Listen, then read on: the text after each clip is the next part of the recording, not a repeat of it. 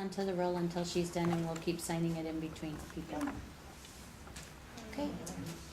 Andrew, you ready? Okay. How many people have ever owned a dog or know someone that's owned a dog? Okay. How many people have ever owned pit bulls or known someone who's owned pit bulls? Alright. I'll start with showing a picture of my pit bull. This is Sherman. He's a 5-year-old purebred, probably the most loving animal I've ever known. Spoiled like crazy. And just pretty much has like one of the best lives that a dog can have. And this is a dog called Lucy.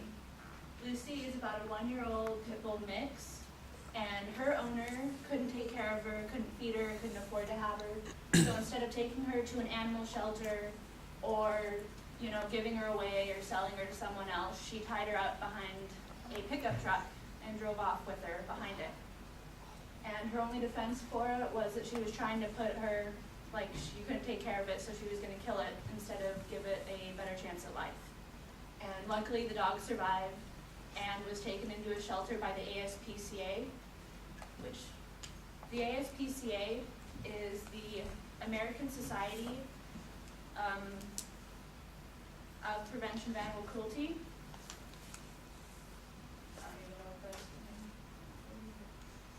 And what they do is they go around to shelters all over the country and they save animals. And they've been around since 1866. So I'm going to tell you a little bit about what they are and how it got started, how the ASPCA helps fight animal cruelty, and how you can help the ASPCA to fight animal cruelty. And like I said earlier, this started in 1866 by Henry Berg. And this started when he was walking down the streets and he saw a horse cart driver whipping his horses into like just wearing them down. They were sweating, they couldn't go any farther, but he kept whipping them because they wouldn't go. And Henry Berg told him to stop, that it was animal cruelty, and the horse cart driver said, they're just animals. They don't matter. So that started the whole entire movement for him. And it originally started in just the western part of America, but over the years it spread to the rest of the world.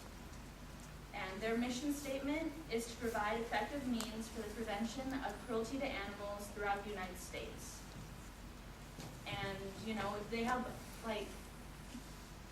somewhat of an impact, but of course animal cruelty is a bigger thing. About 6 to 8 million animals are placed into shelters each year due to, you know, abandonment, abuse, or other factors like that, and about half of those get killed off in shelters every year.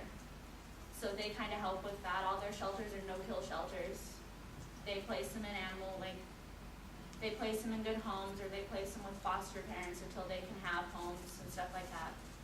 And what they do is just they go around, they have what are called shelter outreach programs, and those are where they go and through like donations and other like ways of raising like money, like fundraisers, they give money away to shelters that are in need of new equipment, new kennels, new renovations, everything like that. And they also have animal cops, which if you ever watched Animal Planet, they have the show Animal Cops, and that's all ASPCA. And they just go around and enforce animal rights. They go to houses, and if you've abused an animal or if they suspect you of it, they'll, you know, take you to jail, or they'll give you a notice to give up your animals. Just pretty much trying to keep track of all the animals and keep them safe. And the figures for 2007 show an increase in 34% in convictions for cruelty to dogs, a 15% increase in convictions for cruelty to cats, and about a 12% increase for everything else, for every other animal.